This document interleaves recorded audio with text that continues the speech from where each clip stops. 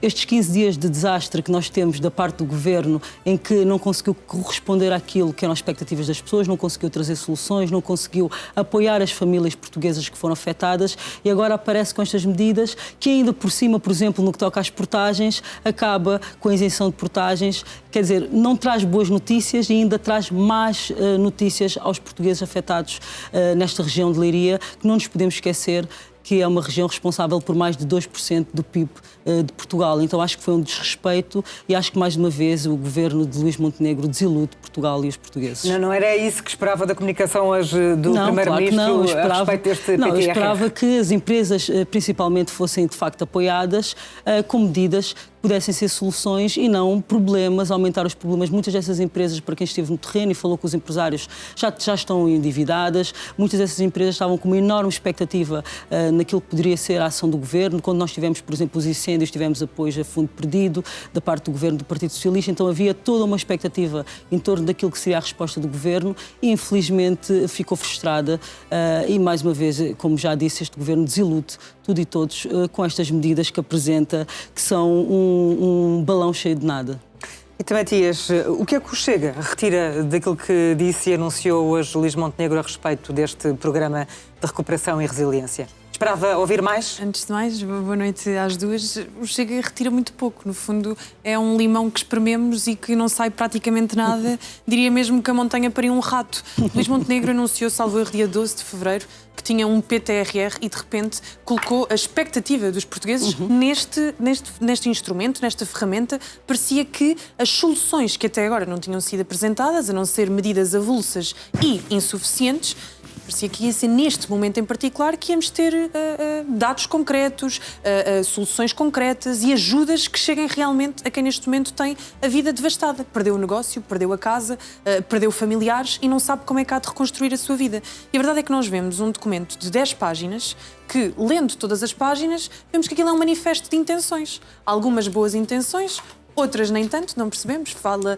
em termos, eventualmente, um parecer externo sobre o Ciresp, como se o país inteiro já não soubesse que o Ciresp não tem funcionado e que depois de termos enterrado milhões de euros para lá, continua sem falhar e, portanto, agora vamos eventualmente ter um parecer externo sobre se funciona ou não, quando é uma evidência. Toda a gente percebe que não funciona. E é ou não estranho ouvir falar num PTRR sem ter um montante pré-definido? É estranhíssimo e acima de tudo, eu pergunto-me onde é que anda Miranda Sarmento. Eu recordo-me de, no governo de António Costa, a dado momento, a Fernando Medina anunciar um fundo e de vermos Miranda Sarmento exaltado, não é que ele se exalte muito, não é? Mas, assim, muito nervoso na Assembleia da República a dizer que não se podiam anunciar fundos sem conhecer montantes, sem perceber como é que escrutinamos, sem perceber depois exatamente a sua aplicabilidade. E agora, onde é que está esse Miranda Sarmento das contas certas que de repente anuncia algo que pode ser tudo ou pode ser absolutamente nada? E depois explicam que só em abril é que vão dizer concretamente o que é que isto significa, o que é que significa estas intenções de linhas de crédito, de tentativas de mais resiliência e infraestruturas críticas, que parece tudo muito bonito, mas não sabemos se vai traduzir em nada. Neste momento nem sequer percebemos se é um plano a curto prazo, a médio ou a longo prazo. Temos aqui um raro momento de televisão em que Rita Matias e Eva Cruzeiro estão veja lá a habilidade que não tem que ser Luís Montenegro. Mas o nível de incompetência deste governo acaba por ser quem o for avaliar, acho que a opinião acaba por ser consensual. Inclusive no PSD existem várias pessoas com as quais eu conversei hoje que estão chateadas, estão incomodadas porque não sabem como vão defender aquilo que o governo... Exatamente, aquilo que o governo acaba de fazer. Imaginemos, os autarcas do PSD, o que é que vão dizer aos empresários da sua região? Não tem nada para dizer. Qual é o argumento que vão utilizar a falar com o empresário? Foram criadas demasiadas expectativas em torno deste PTRR? Não, eu acho que foi dita uma mentira aos portugueses quando o governo disse que ia ter apoio para as empresas, para as famílias portuguesas que estão naquela região. Quer dizer, e dizer que foi uma mentira não é insultuoso, porque factualmente o que aqui é apresentado não é um apoio, não é uma solução, não é algo que na prática possa salvar milhares de empresas que temos naquela região e, como eu já disse, é uma região que é responsável por mais de 2% do nosso PIB. Isto vai afetar a nossa economia. É desastrosa esta postura do governo em relação a este problema e, mais uma vez, reforçar, não conseguem resolver, são bons a criticar. Eu acho que nós podemos pegar os vídeos do primeiro-ministro na altura e do Miranda Sarmento e pô-los agora para usar como argumento contra aquilo que o governo acaba de fazer. Eles próprios têm a resposta para a incompetência que apresentam naquilo que disseram há pouco tempo atrás e ninguém se esqueceu, e mesmo que não o tivessem dito, isto é factualmente mau, isto não resolve nenhum problema, isto é uma fraude, a meu ver. Quem tem uma empresa e percebe, e esteve na região de Leiria e viu o que aconteceu com aquelas empresas, percebe perfeitamente que ninguém está à espera de se endividar nesta situação. Temos pessoas que têm salários para pagar e que neste momento ainda não receberam nenhum apoio do Estado. Temos empresas que estão completamente destruídas, a sair à região industrial, na Marinha Grande, em Leiria e tudo mais. Eu estive lá e fiquei chocada. E nós tivemos empresários, e parabenizar os empresários dessa região, que com tudo destruído estavam aflitos à procura de internet para fazer pagamentos de salários. Quer dizer, pessoas que viram as suas empresas destruídas, mesmo assim, a querer priorizar pagar os salários com o dinheiro que ainda tinham na conta aos seus funcionários. Isto a mim pessoalmente emocionou, mas estive com a deputada de Leiria do Partido Socialista, a Catarina Louro, vários dias por Leiria, porque o stress era imenso e achei que a minha colega precisava de ajuda, e eu vi pessoalmente a aflição daqueles empresários e daquelas famílias e a mim choca-me, estou aqui até em contenção no que estou a dizer, porque é revoltante ver a forma como este governo demonstra insensibilidade perante o sofrimento de milhares de pessoas daquela região. E também, Tias, para fecharmos este tema, que medidas é que Luís Montenegro deveria ter anunciado hoje no âmbito deste programa que não o fez? Acho que não sejam medidas concretas. Acho que é de uma crueldade acabar com a isenção de portagens. Exatamente. Eu recordo que não só os proprietários e as pessoas que habitam naquela região estão altamente fragilizados, como temos neste momento um volume atípico de pessoas que se dirigem às regiões como voluntários para que de repente apoiar. têm que desembolsar. Estive o fim de semana passado num município em Orem e existia isto mesmo, dezenas de voluntários que vieram de longíssimo e que tiveram que pagar portagens para estar a fazer uma coisa de forma abnegada. Já para não falar como é que uma pessoa que perdeu a casa, em absoluto, que teve uma cheia, como no caso de Alcácer do Sal, ou que ficou sem teto e, portanto, devido à chuva, também ficou com a casa absolutamente destruída, como é que uma pessoa reconstrói a sua casa com 10 mil euros? Eu não sei se Luís Montenegro tem noção do quanto custam os materiais de construção. Não tem. O que é que as pessoas escolhem com 10 mil euros? As telhas? Escolhem só as janelas? Escolhem só o pavimento? É que é impossível reconstruir Sendo que a mão de obra vida está altíssima, porque temos falta de trabalhadores na construção em Portugal. É um outro fator Mas eu só aqui, 30 segundos, dar um pequeno exemplo. Os prejuízos são imensos e são prejuízos em coisas como, por exemplo, pneus. Eu, a ir várias vezes para Leiria, como sabem, as estradas têm um montão de destroços e de árvores e tudo mais, e eu própria tive 2 pneus furados no meu carro. Eu própria gastei mais de 300 euros a mudar os pneus do meu carro. Agora, imaginem as pessoas que estão lá todos os dias a deslocar-se, ou as pessoas que estão a dar apoio, para além de pagarem portagens, para além dos gastos do até apoio, esse nível deviam ir. E mais deviam que ir até este nível. Podíamos ter aproveitado fundos europeus. Ontem ouvimos Luís Montenegro no debate quinzenal a dizer que não havia forma de aproveitar fundos europeus quando temos fundos europeus para obtenção de geradores, para obtenção de recursos práticos que eram necessários naquela hora. Nós temos pessoas que não tinham geradores, que utilizaram geradores antigos e que, infelizmente, devido à inalação de fumo, acabaram por falecer. Isto é inadmissível, isto não é de sequer de país de terceiro mundo. Parece um filme de terror. Não, e eu ainda vou mais longe. Eu acredito que muitas das famílias que estão há 10, 15 dias sem luz em casa deviam até ser indenizadas. Não, porque e nós há temos uma famílias empresa destas que estão a receber faturas da luz absolutamente pornográficas. 4 vezes mais do que o normal. Quer dizer, isto é gozar com as pessoas. Para eu e a Eva Cruzeiro estarmos de acordo, isto tem que ser absurdo. Sim, eu já o disse, é um raro momento de televisão aquilo que eu estou a assistir esta noite. Num país com um nível de desenvolvimento mas já como o nosso... vão discordar no próximo tema, certamente. A luz com um nível de desenvolvimento como o nosso é considerado um bem essencial, é considerado um direito humano. Eu até posso assim dizer, porque as pessoas para comer precisam de um fogão, muitas vezes elétrico, para trabalhar precisam de energia, para tomar banho, aquecer a água, neste tempo de frio, precisam de energia. Temos pessoas há vários dias sem energia e hoje elas estão a receber esta notícia. Eu até acho que estas pessoas deviam ser indenizadas, deviam ser ressarcidas por não terem acesso a um serviço que é um serviço que não pode faltar a nenhum português durante tantos dias. É inaceitável. E portanto, priendo pelas suas palavras que ficaram muitas justificações por dar ontem no debate quinzenal com a presença do Primeiro-Ministro. Claro, o debate quinzenal foi desculpem dizer, mas foi medíocre. Foi medíocre, foi vergonhoso, foi medíocre, foi insultuoso, foi ofensivo, é uma arrogância, é uma petulância. Quer dizer, se a petulância desse dinheiro, este governo já é um governo com milionários e por isso são tão insensíveis aos problemas das famílias mais pobres em Portugal. Mas quer dizer, eu não sei como descrever, é inenarrável. Quem lá esteve, eu até sugiro, há muita gente que não sabe, mas as sessões do Parlamento estão disponíveis no site da Assembleia da República. Pesquisem no Google. Ou no canal. Ou no canal e recuem na televisão e vejam o debate completo para perceber o que é absolutamente o respeito que existiu ali. É percebermos que um Partido Social Democrata que há 2 anos estava na oposição e se queixava da maioria absoluta do Partido Socialista e da arrogância do Partido Socialista, de repente revela-se de facto ao ditado popular do se tu queres ver um vilão, dá-lhe um pau para a mão, e de facto Luís Montenegro e o Partido Social Democrata revelaram aquilo que têm. Ontem, de repente, parecia que era um escândalo o Parlamento fazer o seu papel. O Parlamento tem a função de escrutinar. Nós somos oposição, não temos a missão de suportar o governo e, portanto, temos que fazer questões e perguntar se o governo não consegue ir mais longe.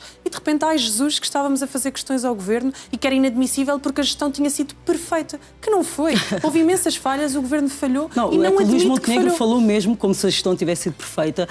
Disseram que estiveram lá a tempo, que deram respostas, que todas as pessoas estavam a ser apoiadas, que mais de 40 mil isto, mais de 20 mil aquilo, e Quando quem já vai foi ao mais terreno... descrita que as primeiras 24 horas o governo esteve completamente perdido. Tínhamos Leitão Amar no Parlamento a falar sobre a agência Lusa, se não estou em erro.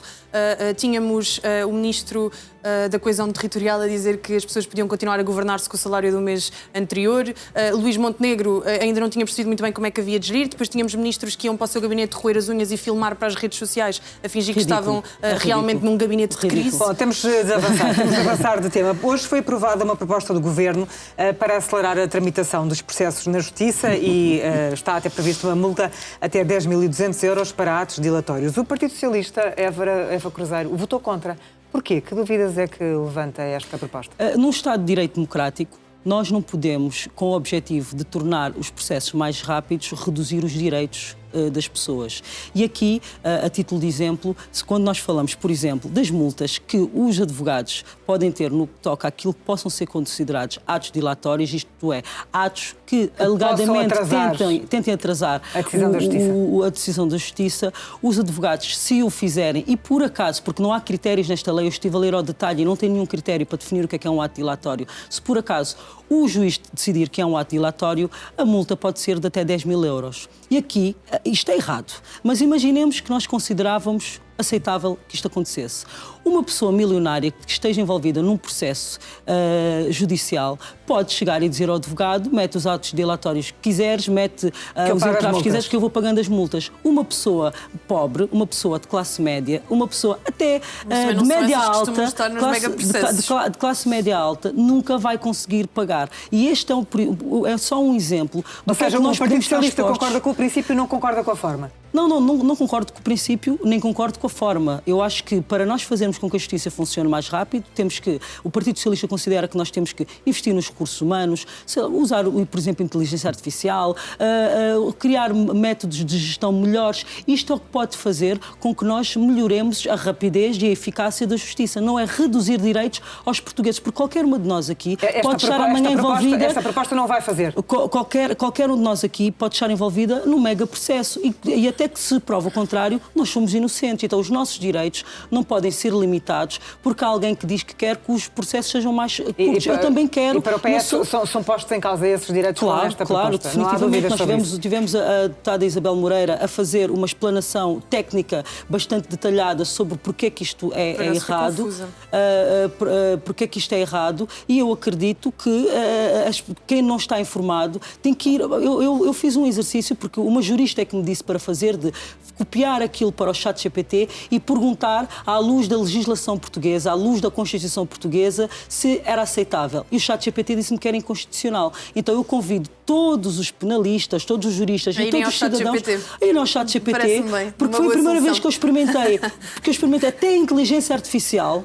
Quer dizer, até a inteligência artificial diz que aquilo é inconstitucional. Mas há um outro pormenor que eu acho muito importante. Foi nomeada uma comissão para rever o Código Penal.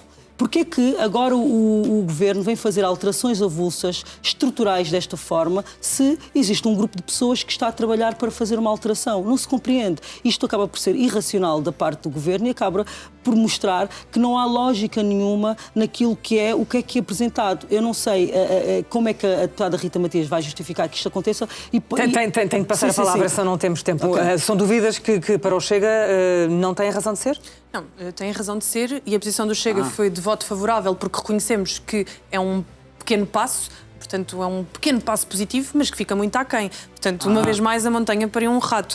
Nós temos aqui um impacto mediático, mas não temos um impacto estrutural na justiça. Ainda assim, começa por ser um sinal, porque realmente nós sabemos que há uma utilização de expedientes dilatórios para atrasar processos e que isto é recorrente. E o Código Penal português é surreal. Está sempre muito mais preocupado em salvaguardar o arguido do que em salvaguardar as vítimas e até os interesses do próprio Estado. E eu queria dar um exemplo. Pode pagar as multas para atrasar os processos. E esta é a crítica que o Chega faz. 10.200 euros é muito para o cidadão comum e há muitos portugueses que infelizmente chegam ao final do ano. Há muitos portugueses que chegam ao final do ano sem conseguir ter 10.200 euros auferidos ao final de 12 euros. A questão é, eu queria dar casos concretos. Quem está envolvido em megaprocessos normalmente não é o cidadão comum, não é o Zé Manel da Tasca, nem o detentor de um talho. Normalmente é, por exemplo, o José Sócrates, que em 2018, e já passaram quase 10 anos, tinha gasto só em advogados 800.000 euros. Portanto, uma pessoa que tem 800.000 euros para gastar em advogados, certamente tem 10.000 euros para pagar multas aos advogados. Então não resolve, concordo que não resolve o problema. Não, é um sinal positivo, mas o valor para nós é parco, é curto. Então, no caso das confissões dos crimes graves. Volto aqui ao caso. Os advogados que acompanham megaprocessos também não são estagiários, não são advogados que começaram antes de ontem na ordem de advogados. Normalmente têm que ser, no mínimo, sócios ou advogados séniores, que são pessoas que faturam normalmente por ano cerca de 400.000 euros por ano. Que número é que o Chega defende com multa? O Chega não defendeu concretamente nenhum não tem nada para defender aqui. Tem, sim, senhora. Aquilo que sabemos é um passo positivo. Temos que acabar com estes expedientes dilatórios. Que, por exemplo, volto a dar o exemplo do processo de José Sócrates. Nós sabemos que José Sócrates tem estado de expediente dilatório em expediente dilatório a atrasar o seu processo. E sabemos o que é que vai acontecer. A prescrição dos seus crimes, como muitos têm acontecido. Última nota, sinceramente, é um passo positivo, mas a montanha está a parir um rato, portanto temos que concretizar. 10.000 euros é pouquíssimo para as pessoas como José Sócrates. No que toca aos crimes graves, uma confissão já não necessita de prova de que a pessoa cometeu aquele crime. Existem várias pessoas que fazem confissões porque estão pressionadas, porque é a estratégia do advogado, porque acha que depois vai reduzir a pena e por aí adiante. E nós podemos ter pessoas a fazer confissões e a serem julgadas por um crime sem que haja a prova em tribunal desse crime. Toda a Rita Matias, concorda com isto? Então, sinceramente, eu concordo que José Sócrates tem mais do que 10.000 euros para continuar a... Somos duas a concordar com já estamos no nosso tempo. Resta-me agradecer a presença das duas neste Frente a Frente. Rita Matias, Eva Cruzeiro, boa noite.